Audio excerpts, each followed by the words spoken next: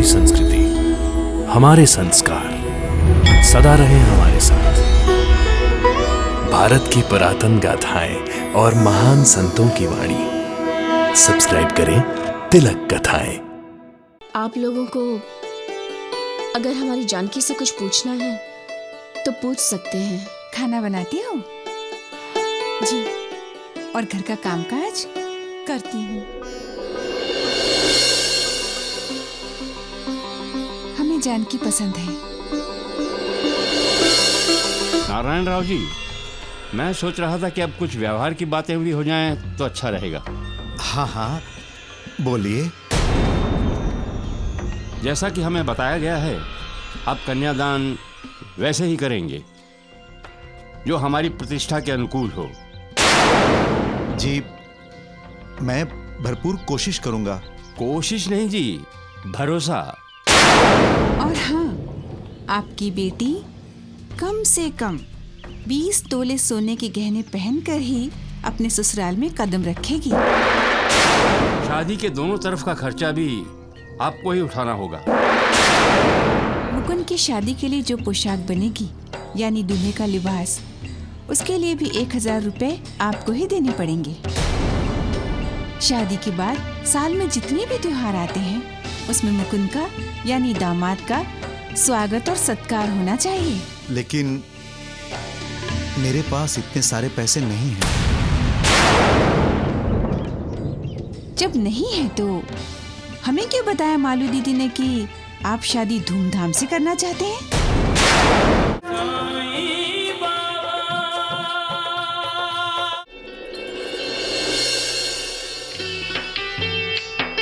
यह है हमारी बेटी जानकी। जानकी, ये मुकुंद है और ये मुकुंद की माँ और ये पिताजी। जानकी, अपने हाथों से सबको मिठाई खिलाओ।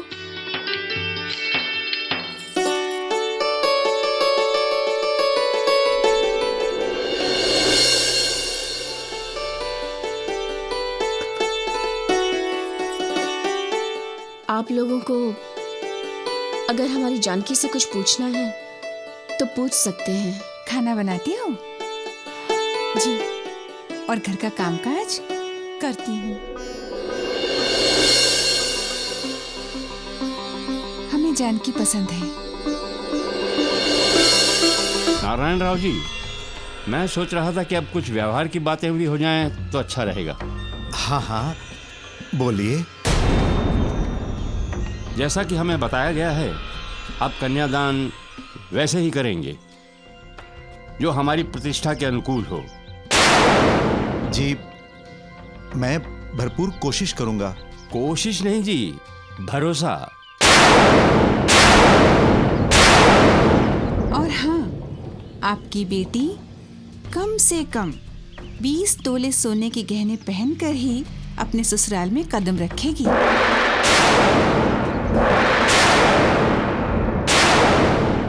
शादी के दोनों तरफ का खर्चा भी आपको ही उठाना होगा।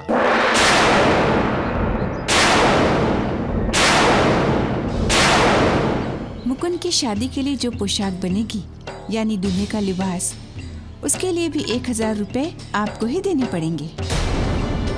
शादी के बाद साल में जितने भी त्योहार आते हैं, उसमें मुकुंद का यानी दामाद का स्वागत और सत्कार होना चाहिए। लेकिन मेरे पास इतने सारे पैसे नहीं हैं। जब नहीं है तो हमें क्यों बताया मालू दीदी ने कि आप शादी धूमधाम से करना चाहते हैं? मुकुंद की माँ, बहुत जल्दी नाराज हो जाती हैं आप। हमने आपको बुलाया है वो इसलिए हमें शादी करनी है। बात थोड़ी समझदारी से हो तो दिल में कड़वाहट नहीं आती। लेकिन ये तो हमने अब तक नहीं कहा कि आपने जो चाहा है वो हम नहीं करेंगे। आपने जो कहा है वो हमें सब मंजूर है मुकुंद की माँ।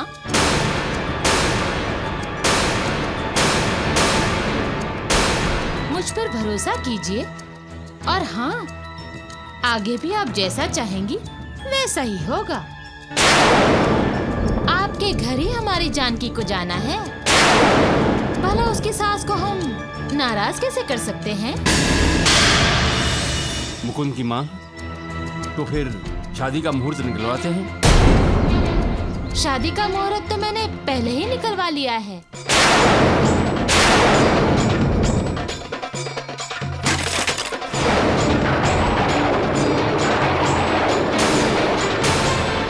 अरे, शादी क्या सिर्फ लड़की की होती है? लड़के की भी होती है और लड़की की भी होती है।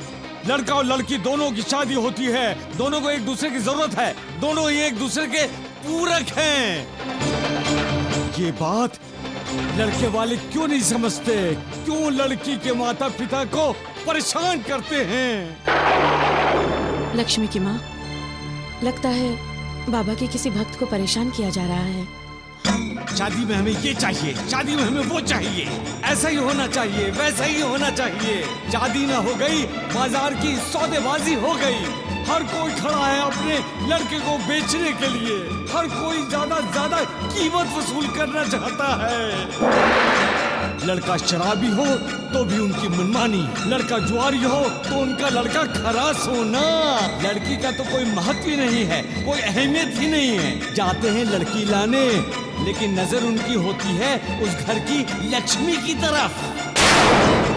लड़की सुशील है, आज्ञाकारी है, बड़ों का मान रखती है, कुड़ी है, उसकी तरफ किसी का ध्यान नहीं जाता। अरे लड़की की शादी करनी है तो लड़की वालों को लूटो। अरे पैसों को नहीं, लड़की को महत्व दो। उसे महत्व देना चाहिए, क्योंकि अगर वंश बढ़ेगा तो उसी लड़की से।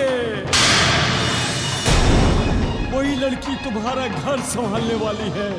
वही लड़की किसी के घर का फूल है, जिसे सजना तुम्हारे घर में है। जरा उस लड़की के दिल में झांक कर देखो, क्या बीत रहा होगा।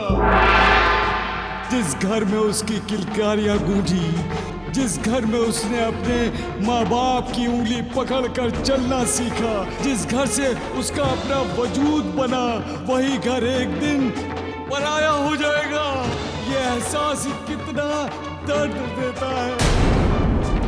अपने ही घर में परायपन का एहसास, ऊपर से जिस घर में वो जाने वाली है उस घर में लड़की नहीं, लड़की के बदन पर भरा हुआ सोना चाहिए। इतने तोले सोना, इतना तोला चांदी। शांत हो जाइए साईनाथ, शांत हो जाइए। अरे कैसे शांत हो जाऊं महासभापति, कैसे शांत हो जाऊं? ये जानते हुए भी कि लोग कितने अंधे हो गए हैं। जहां संस्कार देखना चाहिए वहां पैसा देखते हैं। वो पैसा जो किसी के पास ठहरता नहीं महासभापति, चंचल है, आज है तो कल नहीं है। संस्कार वो है जो जीवन के अंत तक साथ रहता है। अरे खूबसूरती देखनी है तो इंसान के अंदर को देखो, जिसमें सुगंध हो। वो बाहरी खूबसूरती ही किस काम की जिसमें कोई खुशबू ही नहीं। शादी केवल लड़का और लड़की के बीच ही नहीं होती, दो घरों के बीच, दो खानदानों के बीच में होती है। लेकिन शादी के नाम पर एक घर आबाद हो और दूसरा घर बर्बाद हो तो उसे शादी नहीं कहते हैं।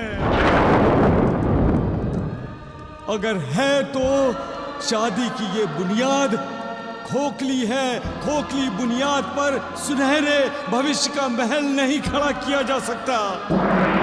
हे मालिक, इस बात को लोग कब समझेंगे? जरा समझाओ इन लोगों को, समझाओ मालिक, समझाओ मालिक, समझाओ।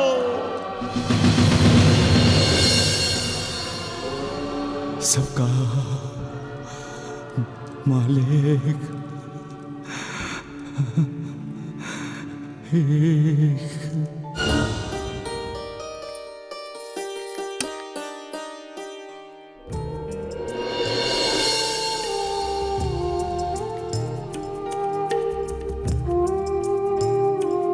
अब तुम्हें क्या हो गया है पौना?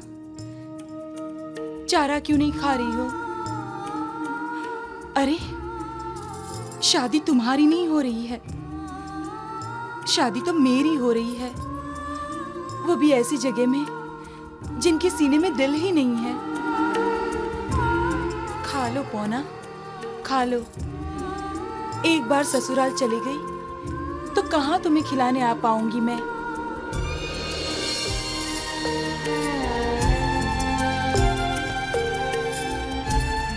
ये रिश्ते भी कैसे और कहाँ बन जाते हैं, ये कोई नहीं जानता। मैं लाख कोशिशों के बावजूद भी रघुराम जी पाटिल को अपने दिल से नहीं निकाल पाई। काश मेरी शादी उन्हीं से तय हो गई होती तो आज मैं कितना खुश होती। मगर मैं बहुत बदनसीब हूं पौना, बहुत ही बदनसीब। शायद साईं बाबा को मेरी खुशी मंजूर नहीं है। मालिक, इंसान कब समझेगा कि जो चाहता है वो कभी नहीं होता, जो तुम चाहते हो वही होता है। इंसान जब इस सच को समझ लेगा उस दिन से वो दुखी नहीं होगा। जोड़ी भी तुम ही बनाते हो और बिगाड़ते भी तुम ही हो।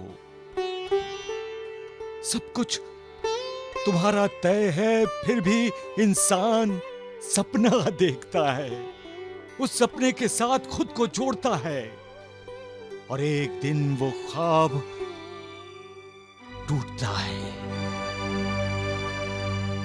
सच से सामना होता है तब वो दुखी होता है, उदास होता है। मुझसे ये उदासी देखी नहीं जाती मालिक। बच्चे को मनचाहा खिलौना ना मिले तो बच्चा नाराज हो जाता है। ये इंसान भी तुम्हारे बच्चे हैं ना मालिक? हाँ? आपको खुशखबरी देने आई हूँ, ये बताने कि जानकी का रिश्ता तय हो गया है। धीरे बोल। क्या हुआ माँ?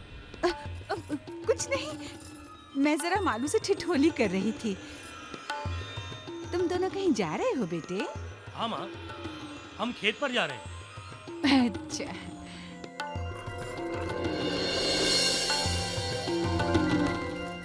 मालू, तुम भी ना, अरे कुछ भी बोलो, जरा आसपास देख कर तो बोलो।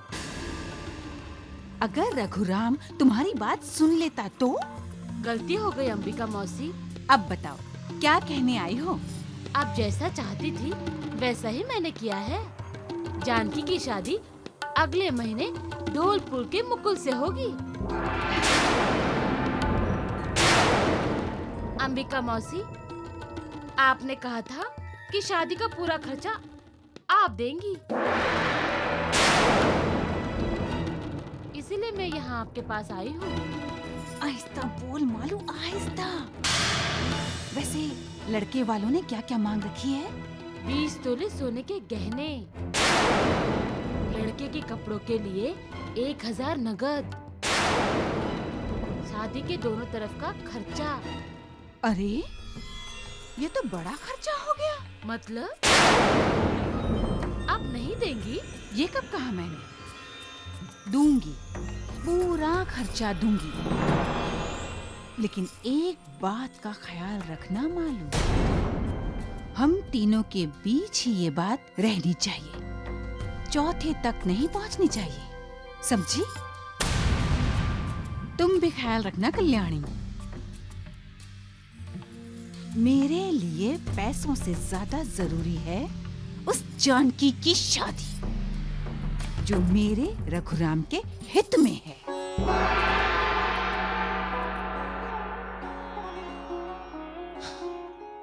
क्या हुआ दोस्त, रुक क्यों गए?